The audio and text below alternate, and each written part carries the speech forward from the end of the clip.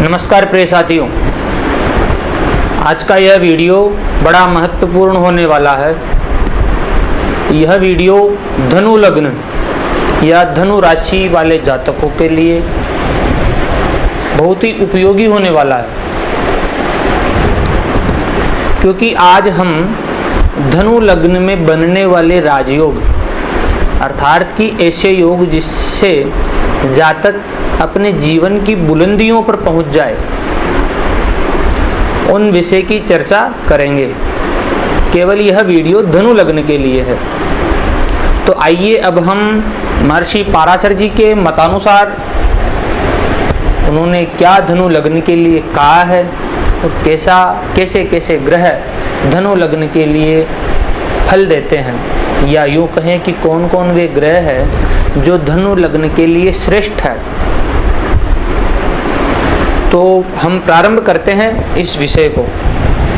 महर्षि पराशर जी कहते हैं, एक एव कविः पाप शुभौ सौम्य दिवाकरौ योगो भास्कर भौमाभ्यां न हन्ति रविनन्दन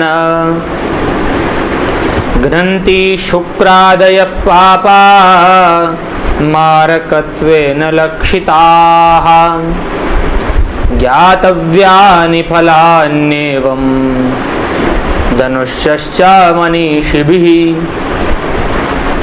यह श्लोक महर्षि पराशर जी अपने राजयोग अध्याय जो बृहद पराशर होरा शास्त्र है वहाँ पर लिखते हैं, एक एव कविः पापः, अर्थात कि एक अकेला शुक्र, कवि का मतलब होता है शुक्र, यह पापी होता है धनु लग्न के लिए या धनु राशि वाले जातकों के लिए।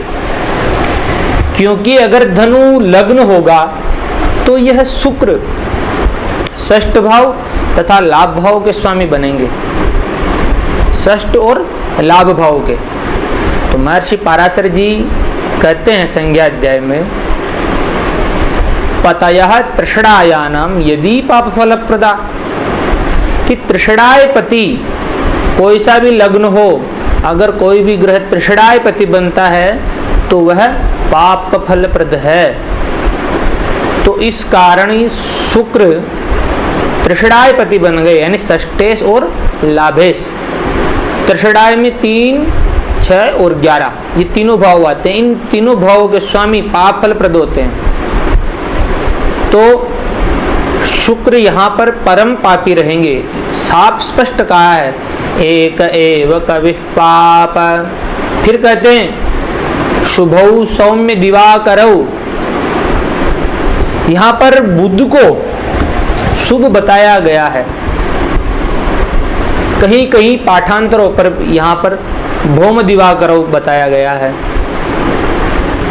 लेकिन यहाँ पर जो बुध है ये मारक तो है, क्योंकि सप्तम भाव का भी स्वामी बनेगा धनु लग्न में और दसम भाव के स्वामी। लेकिन गुरु और शुक्र जितना केंद्राधिपत्य दोष से पीड़ित होते हैं उतना बुध नहीं हो पाता है। यह महर्षि पराशर जी भी कहते हैं, केंद्राधिपत्य दोषस्तु बलवान गुरु शुक्रयोः मारकत्वे पिचतयोर मारक स्थान संस्थिति। फिर कहते हैं बुधस् तदनु चंद्रोपि, यानी ज्यादा जोर नहीं दिया बुध पर जितना गुरु और शुक्र पर दिया है। इसीलिए कहीं कहीं पाठांतरों में सौम्य दिवाकरो कह करके कि भाई ये भी शुभ हो जाते हैं, लेकिन दूसरे ही पाठांतरों में भौम दिवाकरो कर दिया।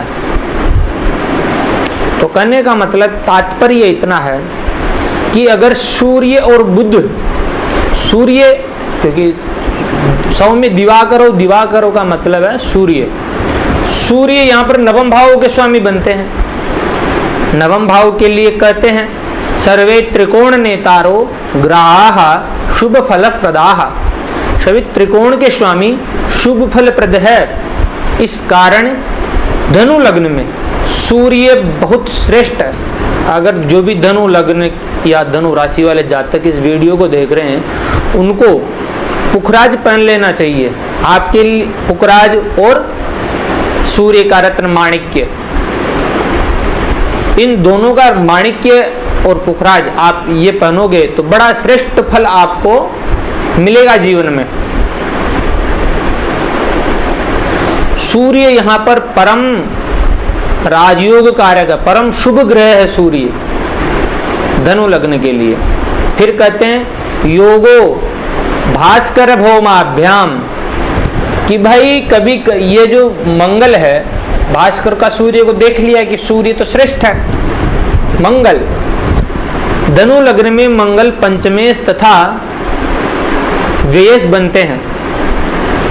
इनकी मेष राशि पंचम भाव में, वृश्चिक राशि व्यय भाव में रहती है। व्यय भाव के लिए महर्षि पराशर जी कहते हैं लग्नाद व्यय द्वितीय सौ परेशाम साहचर्यतः स्थानांतरानुगुण्येन भवतः फलदायको, कि यहाँ पर शुभ ग्रह बने व्ययस या पाप ग्रह बने यह हमें विचार नहीं करना। पराशर जी कहते हैं कि अगर व्यय भाव का स्वामी की दूसरी राशि कहाँ पर जा रही है उसका वो ज्यादा फल प्रदान करेंगे। अगर सूर्य चंद्रमा की दूसरी राशि नहीं होती है तो वो तो साहचर्यता के अनुरूप फल देंगे। मंगल की दूसरी राशि त्रिकोण में जा रही है, पंचम भाव त्रिकोण में आता है। सर्वे त्रिकोण नेता रुग्रासु फल प्रदाह, सभी त्रिकोण के स्वामी सुफल प्रद है। इस स्थिति को देखते हुए कह दिए हैं महर्षि पराशर जी योगो भास्कर भौमाभ्याम, अर्थात कि मंगल और सूर्य साथ में हो तब राजयोग कारक है। सूर्य और बुध भी साथ में हो तो भी राजयोग कारक है। अगर इनमें से सूर्य के सन्निधि में जाने के कारण अस्त भी हो जाते हैं, लेकिन अस्तंगत होने के कारण राजयोग का फल तो प्राप्त होगा, भले ही अस्तंगत हो। महर्षि पराशर जी कहते हैं सर्वे त्रिकोण नेतारो दोषयुक्ता वपि स्वयं संबंध मात्रात बलिनो भवेताम योग कारको, किनका संबंध इतना बलवान हो जाता है कि सुफल देना ही देना पड़ जाता है, बाध्य हो जाते हैं, चाहे ये अस्त हो चाहे नीच के हो, लेकिन इनका संबंध हो तो संबंध इनका बलवान मान लिया जाता है उस लग्न के लिए। तो योगो भास्कर भौमाभ्याम न हंति रविनंदन। अब यहाँ पर विचारणीय सूत्र है, क्यों कहा कि न हंति रविनंदन है? रविनंदन का अर्थार्थ होता है कि शनि, क्योंकि सूर्य के पुत्र शनि है। कहीं कहीं पर निर्हंता रविनंदन भी कह दिया है, लेकिन यहाँ पर शनि मार्केश भी है और तृषणायपति भी है, लेकिन सूर्य के पुत्र है। कहा न हंति रविनंदन है, एक दो पाठांतरों में तो यही मिलता है, लेकिन पराशर जी के मतानुसार देखें तो शनि भी पापी ही रहेगा धनु लग्न के लिए, कि तृषणायपति है, मार्केश भी है। मारक लक्षण तो रहेंगे अगर वो किन्हीं पाप ग्रहों के साथ में जाते हैं, तो हम नहीं कह पाएंगे कि शनि शुभ फल देगा और शुभ नहीं देगा, अशुभ ही देगा, क्योंकि पाठांतर में दो तीन पाठांतर मिल जाते हैं, कहीं पर शनि को पापी बताया गया, कहीं पर शुभ। तो हमको महर्षि पराशर जी की नियमावली तो उसको पापी बनाती है, इसलिए हम शनि को मारक बताएंगे। शनि यहाँ पर शुभ फल प्रदायक नहीं है। फिर कहते हैं घ्नन्ति शुक्रादयः पापा, यानी कि शुक्र आदि तो बड़े पापी हो जाते हैं इस लग्न में। घ्नन्ति शुक्रादयः पापा मारकत्वेन लक्षिता, मारक भी आ जाता है शुक्र का।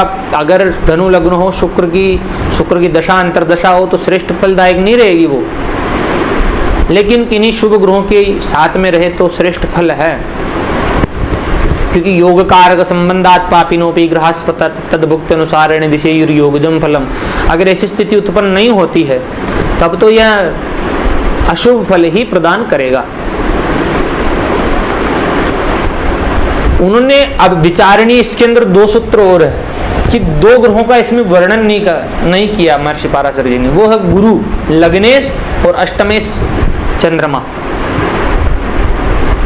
घ्नन्ति शुक्रादयः पापा मारकत्वेन लक्षितः ज्ञातव्यानि फलान्येवं धनुषस्य मनीषिभिः, इतना कह करके उन्होंने धनु लग्न पर विराम दे दिया।